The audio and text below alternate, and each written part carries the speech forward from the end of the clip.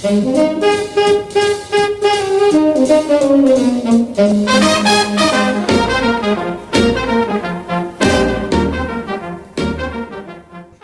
I would like to discuss with you about hope. Hope. Hope. Okay. And how you reflect hope in your life. I will tell you. Happily enough,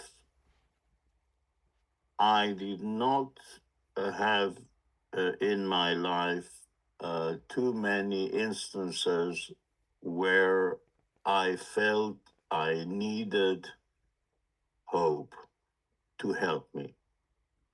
I did not go through such crisis, uh, and I'm very lucky because this is something which is not so common. But I was not in situations where I was in great despair or problem that I needed to mobilize all my soul into being hopeful. So I look at other people and I see how hope can help them, or the lack of hope, how it can uh, take them down.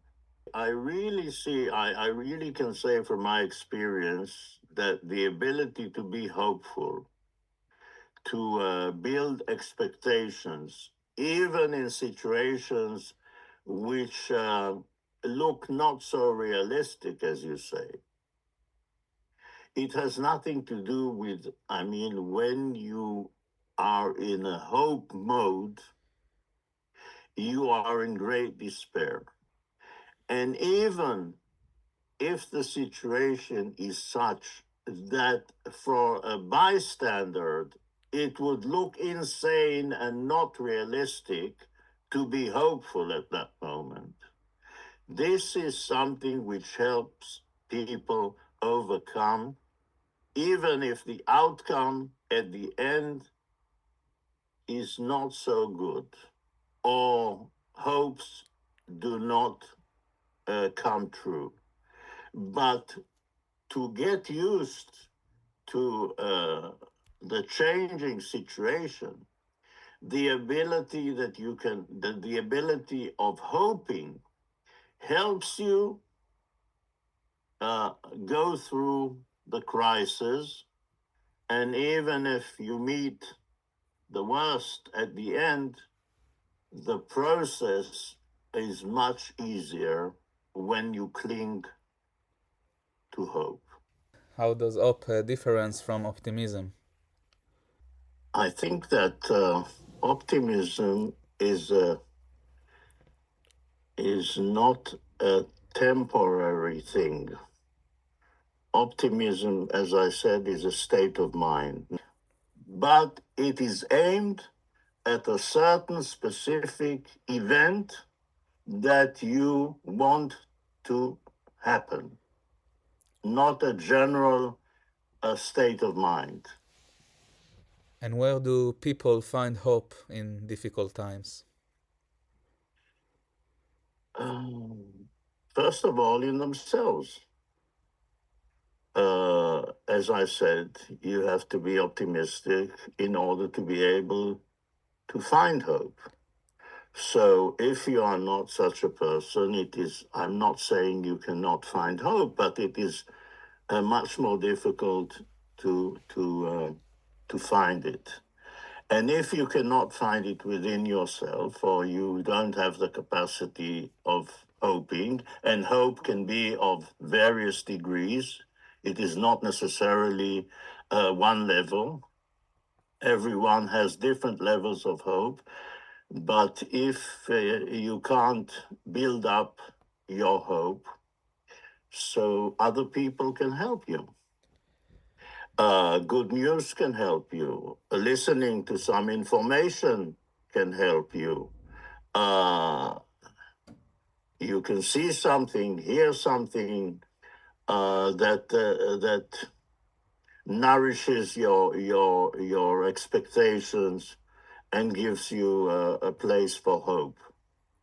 So it is very dependent, and hope is something unlike happiness that we were talking about, that I claimed that you are either born a happy person or not.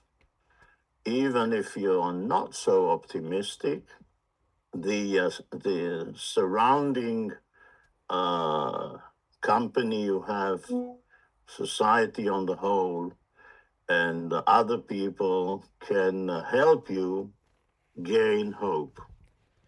Is there a balance between being realistic about a situation and maintaining hope? Well, people tend to cling to things. Usually, you need hope to assist you in times of crisis, when the situation is not clear, when you are in deep despair, when you are terribly concerned and worried. And I think it is embedded in us, this ability to develop hope, because that's the only thing that can keep us going and living and in times of crisis. I think hope is something we desperately need in such times that we are very low and we have a big problem which looks unsolved. And we hope, as I said, hope that, and we expect this problem to disappear, to solve itself somehow. And without hope, life can be very, very difficult in times of crisis. And we all have crisis. How do you keep hope alive without ignoring the reality of a situation? In a way, hope is an escape. Is it? You escape, yes, you escape from reality because, listen, if there is a situation which is dire, which is threatening, which is worrying, which is problematic. So if you sink into pessimism, and if you see that you regard the situation as insolvable, um, you might sink very low. I think this ability to develop expectations for something good to happen is the only way that can keep us going for a while. The longer it takes and nothing happens, we tend to lose our hope.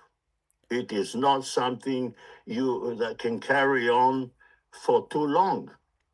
It's a matter of the length of the ability to keep your expectations for a good occurrence high. And the more time passes and nothing happens in that respect, you tend to lose hope or to have less hope. But when a crisis occurs and when you need it in order to like keep your head above the water, hope comes to your help, to your aid, to your assistance. Is there a balance between being realistic about a situation and maintaining hope? How do you strike that balance?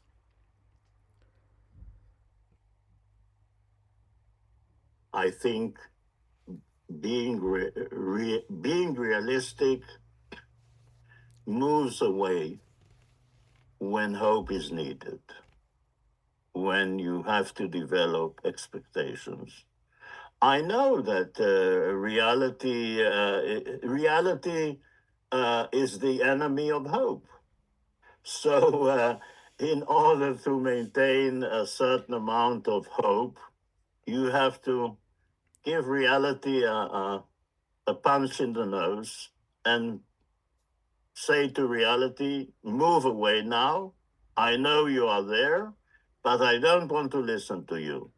I know that things are complicated, but I'm clinging to hope. So, And if you let reality take over and overcome and push hope, so hope goes down and reality prevails. So the ability to run away from reality, to quieten reality, enables us to be hopeful, to develop expectations, but it cannot last forever. As I said, the longer the situation is there and nothing happens in a positive way, you tend to lose hope or to lower your expectations. so how does maintaining hope contribute to overall mental and emotional well-being? Uh, we tend to be stressful. We have worries. This world comes along with a lot of worries, a lot of concern. We have many problems. Those who are there all the time that we have to get used to and live with, and those that surprise us. And life surprises us with unprecedented events or with things that we had never expected would occur. And when such a crisis comes, I think that the human mind is made this way, and the human soul, that hope is almost the only answer, the only way we can somehow survive the crisis for a while. Can you ex- And sometimes it succeeds. Sometimes a hope is based on reality. I mean, there are situations where you can be very hopeful, but being realistic, it doesn't look as if there is any possibility that hope will solve the situation. But in cases where the situation is not final, and especially when we do not know what the situation is. Yes, I'll give you an example, like the people, children and women kidnapped and held in Gaza. We know that they were kidnapped. We have seen movies showing that they are there. So, but we don't know. We have no information of their well-being. So, what have we got? Either other than hope, expect that somehow they are surviving. And this hope nourishes our desire to release them. I, for myself, I can tell you that I'm here talking to you because of hope. And if you ask me how, I will tell you. I had a very severe heart attack, a cardiac arrest, actually. And I managed before I passed, before my heart stopped beating, I managed to call my brother, who called an emergency medical team, and also my private doctor. They both were here, and they started resuscitating me and giving me treatment and doing all according to protocol. And after 40 minutes, nothing happened. My heart didn't start beating again. and they couldn't bring me back with all the electric shocks, etc., etc. And this medical team, who came with a paramedic, they had no doctor with them, said to my doctor, listen, we've done everything possible for 40 minutes. This is the protocol. And we are leaving now.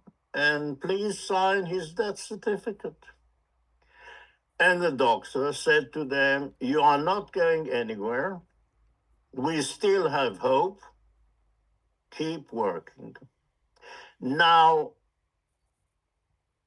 was it based on some experience? Was it based on a fantasy? Why did my doctor tell this team to keep on working when they had done everything possible according to the medical protocol? And after 40 minutes, that nothing had happened to me and I didn't come back, they wanted to go, and there was nothing wrong in their decision because, according to all precedents, after 40 minutes, you cannot revive a person. But he had hope. And they worked for another 20 minutes and nothing happened. And then he said, let's go to the hospital. And when we got to the hospital, about an hour and a half after everything had happened, after my heart stopped beating, the doctor who received me at hospital said to the doctor who brought me, tell me, doctor, he said to him, have you started bringing dead people to me? And here I am talking to you. So you might say it's a miracle. And you might say that hope saved my life. So sometimes hopes come true, you see. And had he not had hope, and let alone the experience, I don't know what kind of experience led him to telling the team, don't go, we can still do something about it. When you But the fact of the matter is that I believe the fact that he had hope saved my life.